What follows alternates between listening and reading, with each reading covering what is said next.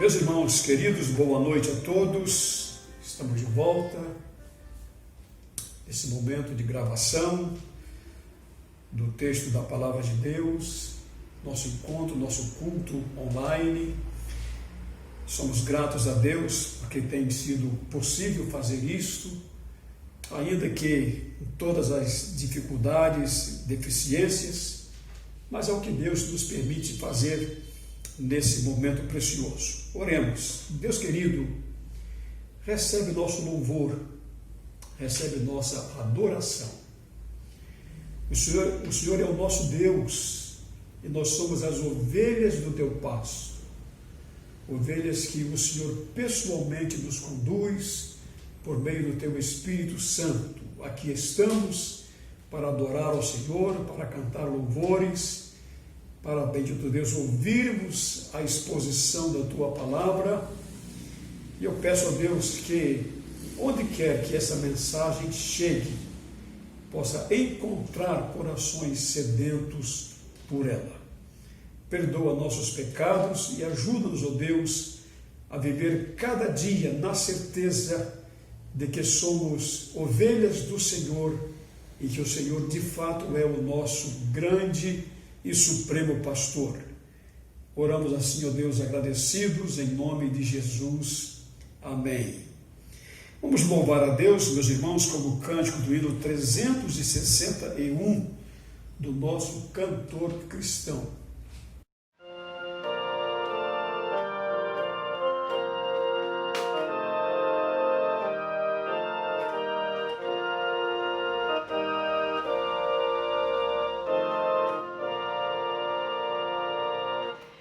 Salvação Jesus me dá, com amor me guiará para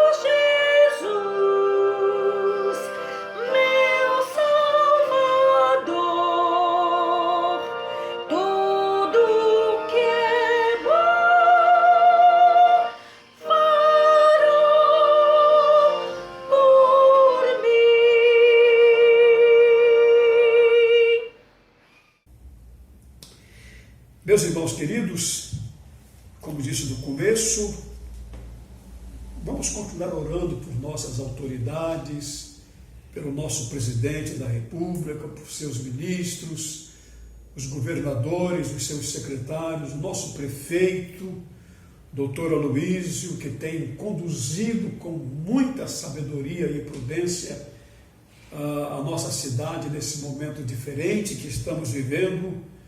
E vamos aguardar, meus irmãos, o tempo de Deus, o momento de Deus, para o retorno das nossas atividades. Vamos louvar a Deus, meus irmãos, cantando alguns cânticos espirituais, acompanhando o nosso ministério do louvor.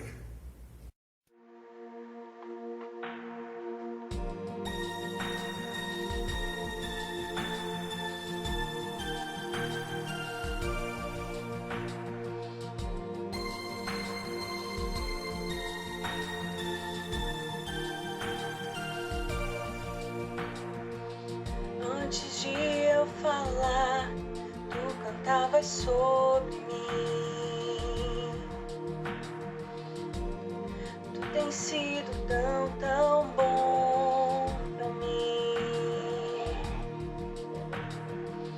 Antes de eu respirar, sopraste tua vida em mim. Tu tens sido tão, tão bom pra mim. Oh, impressionante, infinito e ousado amor de Deus, oh, que deixa as 99 só pra me encontrar. Não posso comprá-lo, nem merecê-lo, mesmo assim se entregou. Oh, impressionante, infinito e ousado amor de Deus.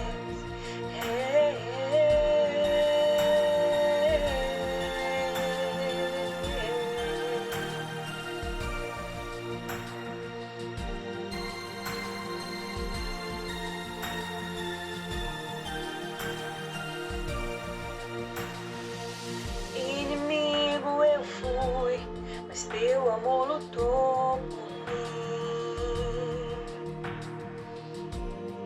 Tu tens sido tão, tão bom pra mim. Não tinha valor, mas tudo pagou por mim. Tu tens sido tão, tão bom pra mim. Oh, impressionante, infinito e ousado amor de Deus, oh, que deixa as 99 só pra me encontrar. Não posso comprá-lo, nem merecê-lo, mesmo assim se entregou. Oh, impressionante, infinito e ousado amor de Deus.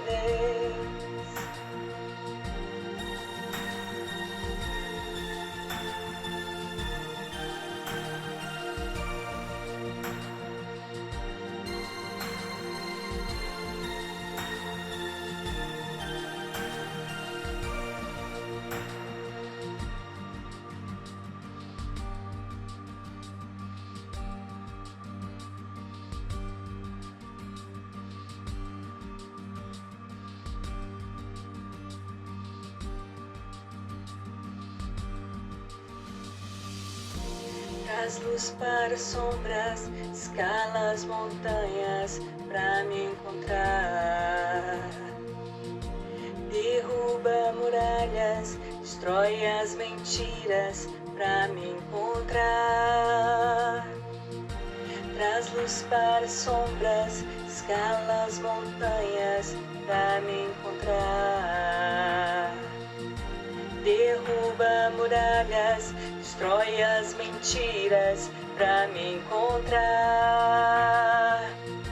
Traz luz para sombras, escala as montanhas pra me encontrar.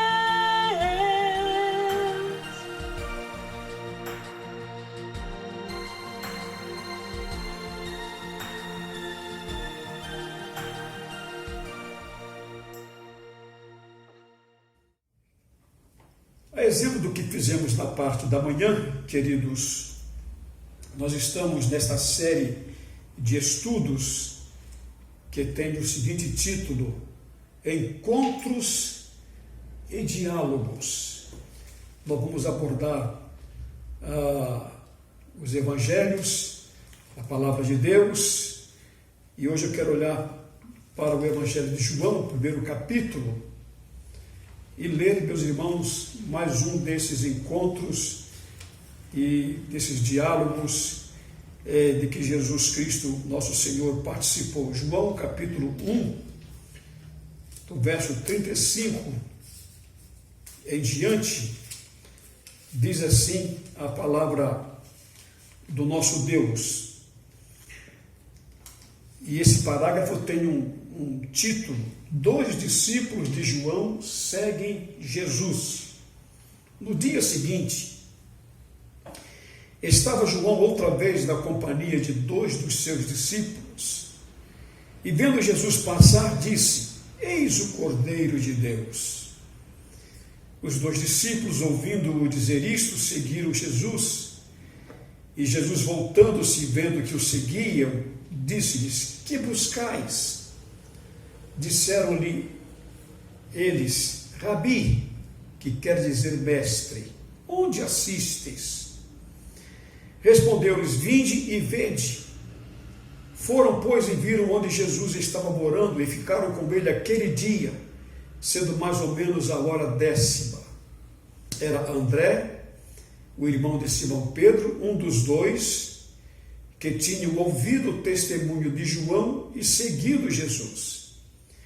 Ele achou primeiro o seu próprio irmão Simão, a quem disse: Achamos o Messias, que quer dizer Cristo, e o levou a Jesus. E olhando Jesus para ele, disse: Tu és Simão, o filho de João, tu serás chamado Cefas, que quer dizer Pedro.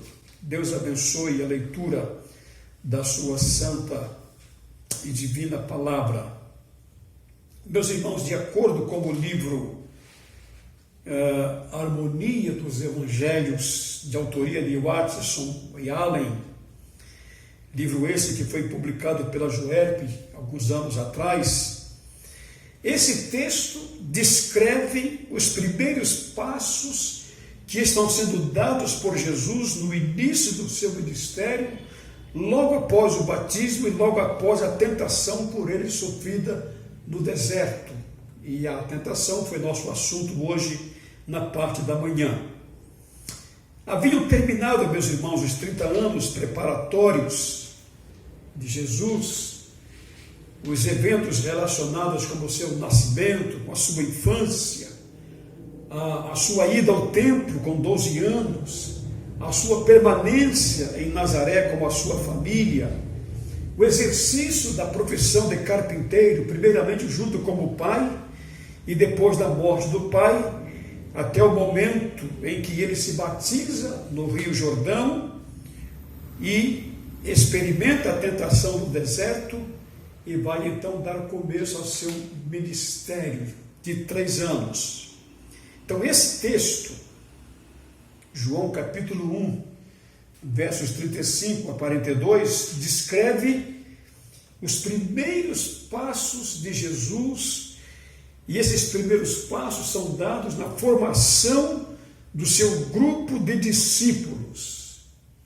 E há lições, meus irmãos, a tirarmos desse diálogo que Jesus trava aqui com 2 deles. Primeiro, meus irmãos, o testemunho que João dá a respeito de Jesus. Isso nos serve como preâmbulo, como introdução. O Evangelho de João, que é o 4º Evangelho, e que foi escrito por João, um dos 12 discípulos de Jesus, eu estou falando assim, para que nós não confundamos os personagens. O discípulo de Jesus, de nome João, e João, o profeta que batizou Jesus, e que recebeu o cognome ou o apelido de João Batista, que começa com a narrativa da encarnação de Jesus, o Verbo de Deus, o Evangelho. Esta narrativa, meus irmãos, ela se conclui com o versículo 14 do primeiro capítulo do Evangelho de João, e o verso 14 diz: e o Verbo se fez carne, e o Verbo habitou entre nós, cheio de graça e verdade, e vimos a sua glória, como a glória do unigênito do Pai. O parágrafo seguinte, que vai dos versos 15 a 18, estou me referindo ao primeiro capítulo do Evangelho de João. Então, o parágrafo seguinte, nós temos o primeiro testemunho dado por João o Batista, ou o Batizador, acerca de Jesus, a quem ele apresenta, João apresenta Jesus como aquele que, contrastando com Moisés, que foi instrumento de Deus para nos trazer a lei, Jesus é aquele que veio trazer a graça e a verdade. Foi assim, queridos, que João o Batista fez a sua primeira apresentação de Jesus. Jesus é aquele que veio trazer a graça e a verdade.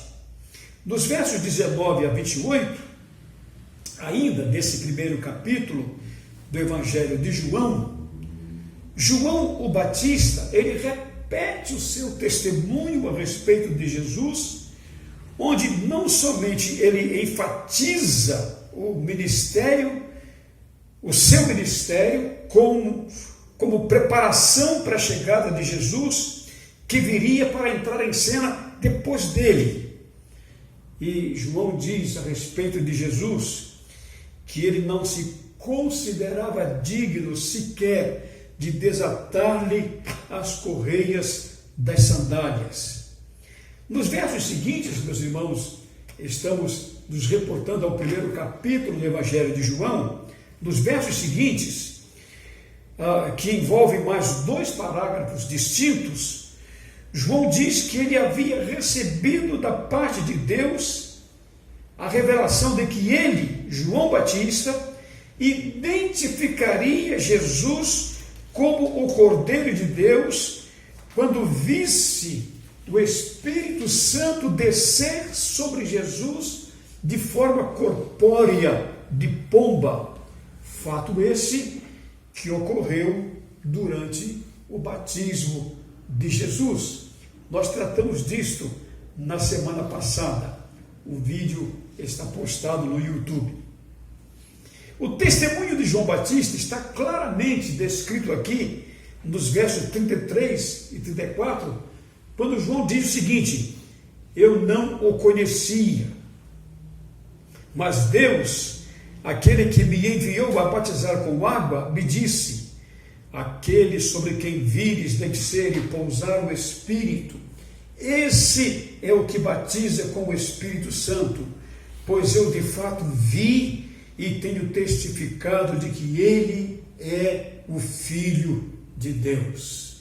Então João dá, meus irmãos, esse belíssimo testemunho e apresentação a respeito de Jesus, desculpem. E João então está aqui nos ensinando, com esses testemunhos, duas atitudes muito importantes. Primeiro, por menor que seja o meu lugar, o seu lugar no reino de Deus, por menor que seja a nossa visibilidade ministerial, nós devemos não apenas aceitar com alegria o nosso papel, como reconhecer, meus irmãos, que ainda que seja tão pouco, tão ínfimo, tão desprezível o que possamos estar fazendo, isso tem uma importância histórica. João sabia que seria sucedido por alguém mais importante do que ele, e que o seu trabalho como profeta, como batizador, era de preparar o coração do povo para a chegada do Messias. E mais tarde, quando alguém lhe trouxe a informação sobre o progresso ou a prosperidade do ministério de Jesus, e informa João acerca disso, como é que João reage? ele diz: convém que ele cresça e que eu diminua. Então, não se preocupe se você acha que o que você faz é pequeno, ou é desprezível, ou não tem a visibilidade que talvez você gostasse. Deus está vendo tudo o que fazemos em o nome do Senhor Jesus. Em segundo lugar, queridos, devemos aplicar aos nossos corações o que nos foi ensinado depois por Paulo, apóstolo, acerca do nosso fazer, acerca da nossa missão na história do reino de Deus. Paulo diz que a nossa recompensa, ou a recompensa do nosso trabalho, ela virá de Deus. Ele diz lá em 1 Coríntios 15, 58, que devemos ser firmes e constantes, sempre abundantes na obra do Senhor, porque no Senhor o nosso trabalho nunca será em vão. A segunda coisa que eu quero destacar, queridos, é a apresentação que João faz de Jesus, não agora ao povo de um modo geral, mas aos 2 dos seus seguidores, 2 dos seus alunos, 2 dos seus discípulos. Está no verso 35 e 37. Essa atitude, esse comportamento de João Batista, quando estava na companhia de 2 dos seus discípulos, André foi um dos 2, versículo 40, e o outro discípulo, cujo nome não aparece no texto, mas há uma opinião corrente que teria sido João, o autor do Evangelho. Essa apresentação que João faz de Jesus para os seus discípulos, seus alunos, seguidores, é uma demonstração prática do reconhecimento da importância de Jesus como o Cordeiro de Deus, e de que o seu ministério, o seu trabalho, o trabalho de João, era apenas, repetindo o que já disse, o trabalho de preparação para a entrada efetiva em cena do Senhor Jesus. E aí, quando Jesus está passando, João se vira para os seus discípulos e diz: olha, eis aí o Cordeiro de Deus. E, meus irmãos, os 2 discípulos, eles seguem a Jesus, eles deixam a João, eles seguem a Jesus, e isso deve ser interpretado aqui de modo literal em todos os aspectos, porque a partir daquele momento, eles deixam de ser discípulos de João e se tornam discípulos, seguidores de Jesus. E há uma aplicação muito interessante aqui, queridos. Nós não estamos aqui para fazer prosélitos, não estamos aqui para fazer seguidores, discípulos de nós mesmos, mas de Jesus. Por mais importantes que nos tornemos, por mais visíveis que sejam os nossos ministérios, por mais profunda e prática que possa ser a nossa pregação, o nosso testemunho, ou mesmo o exercício dos nossos dons espirituais, o nosso propósito não deve ser outro propósito, senão o de encaminhar pessoas para Jesus, porque Jesus, ele é o autor e consumador da nossa fé. Afinal, meus irmãos, se é que nós somos alguém, ou se é que nós tenhamos algum tipo de autoridade para fazer alguma coisa, tudo que somos, tudo que temos, tudo que fazemos veio de Deus, por meio da nossa fé em Jesus, e isto para que Jesus receba toda a glória, todo o louvor, toda a honra. Que possamos, portanto, aprender isso com essa atitude humilde de João Batista. Nós não estamos nesse mundo para fazer seguidores. E esta, meus irmãos, uma palavra hoje muito midiática. Você tem acesso à mídia, você vai ver, fulano tem não sei quantos seguidores. Não, irmãos, nós estamos aqui para fazer pessoas, torná-las seguidoras de Jesus. Uma outra lição, queridos, é o diálogo simples, mas é um diálogo assim cheio de significado que Jesus trava com aqueles seus 2 primeiros discípulos e que nos mostram os resultados daquele encontro. Jesus começa o diálogo perguntando sobre o que eles estavam buscando. Que buscais? Como se ele perguntasse: o que vocês querem? O que vocês precisam? E eles perguntam a Jesus, eles respondem a Jesus com outra pergunta: mestre, onde assistes? Ou seja, onde nós podemos nos assentar e ouvir o Senhor?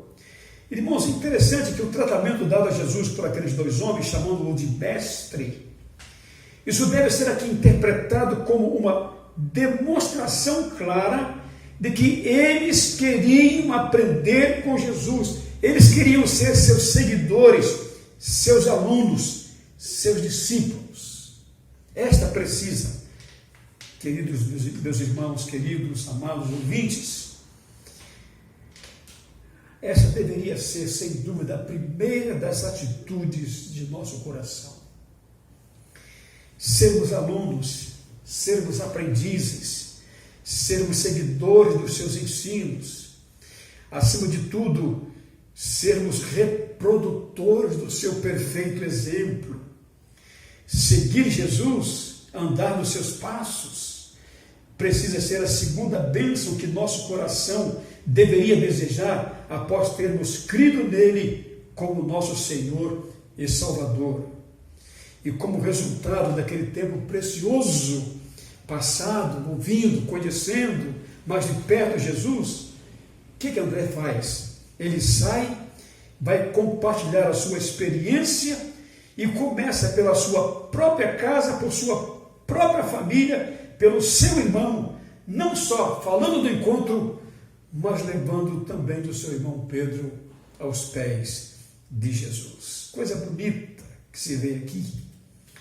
E quero terminar, irmãos, essa nossa reflexão fazendo um apelo, propondo um desafio. Todos vocês que nos ouvem nesta ocasião e que, se você ainda não se tornou um seguidor de Jesus, eu exorto você a que procure conhecer, ouvir, aprender a respeito daquele que salvou a minha vida e que certamente salvará também a sua vida.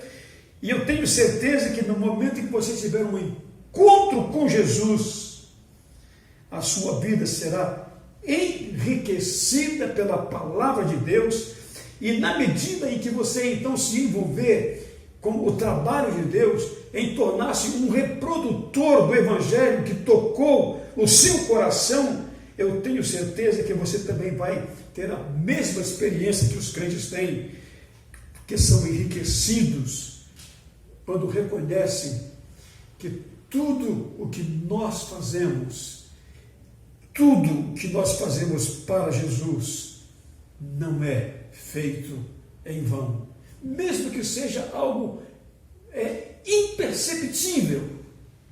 E eu fico me lembrando, queridos, de uma experiência que eu vivi quando pastoreei a Igreja Batista, uma Igreja Batista, não vou dizer o nome, porque eu creio que algumas daquelas pessoas ainda estão lá, não sei se elas se sentiriam confortáveis em ouvir essa história. Mas eu lembro que uma vez a nossa zeladora, ela veio se queixar comigo: pastor, eu queria que o senhor procurasse, vou aqui citar o nome, Dona Fulana, Dona Maria, porque a Dona Maria está me irritando. Eu conhecia aquela outra irmã e disse: mas Dona Maria, esse é um nome que não é o verdadeiro daquela irmã querida, já faleceu, inclusive ela. A zeladora continua viva. Sim, ela está se metendo no meu trabalho, eu não estou gostando nada disso. Nossa zeladora era um pouquinho esquentada.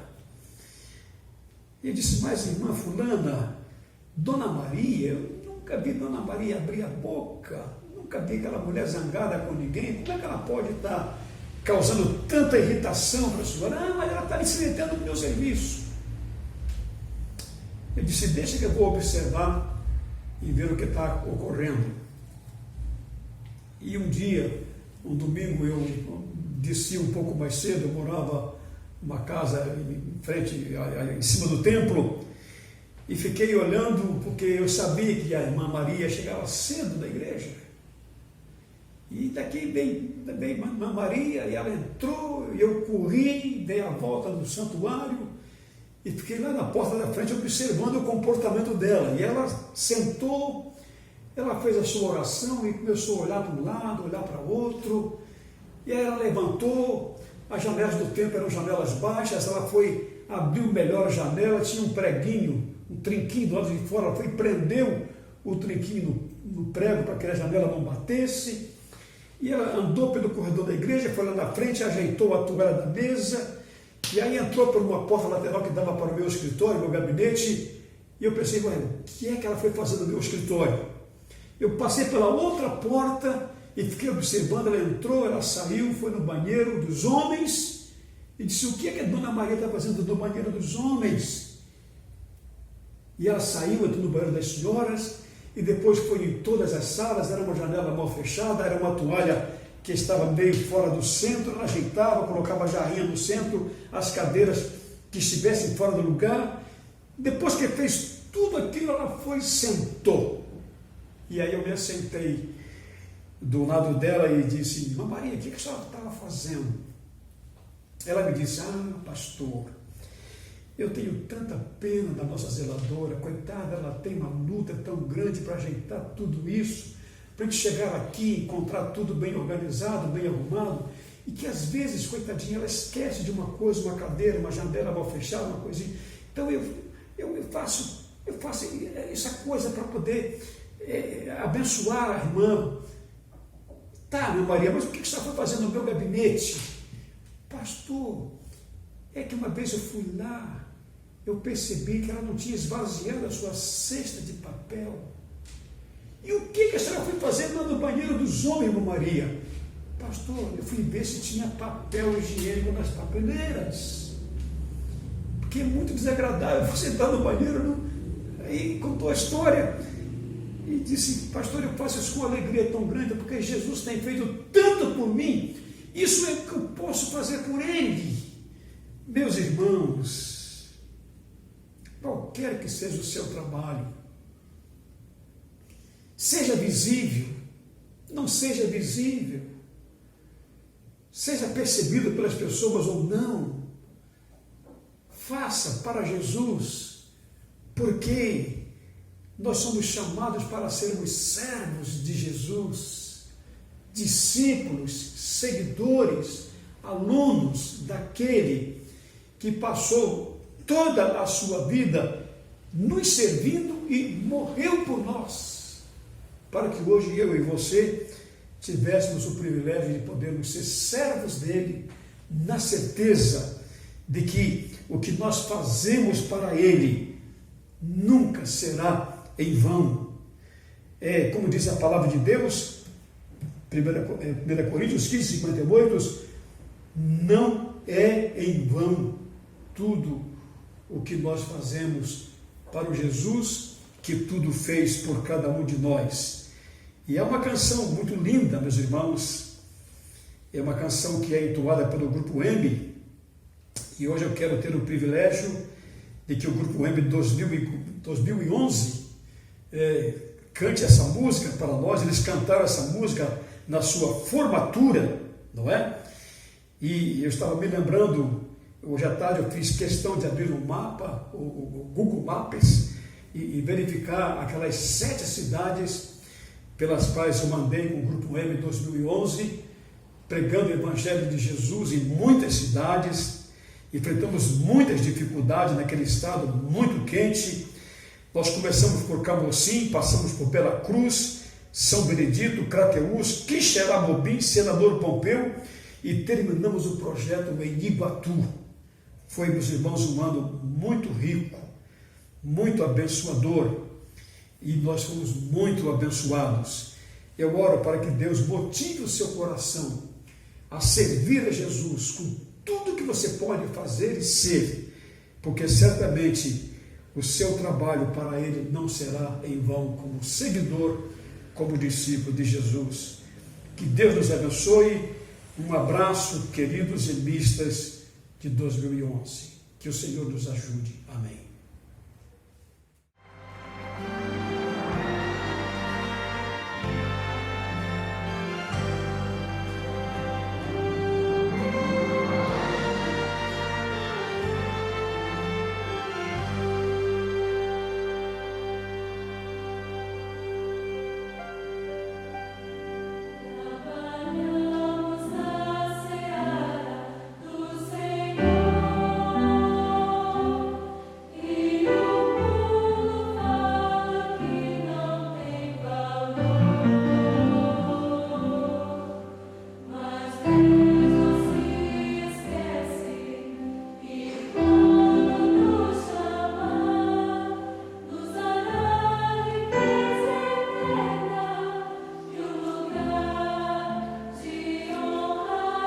Thank you.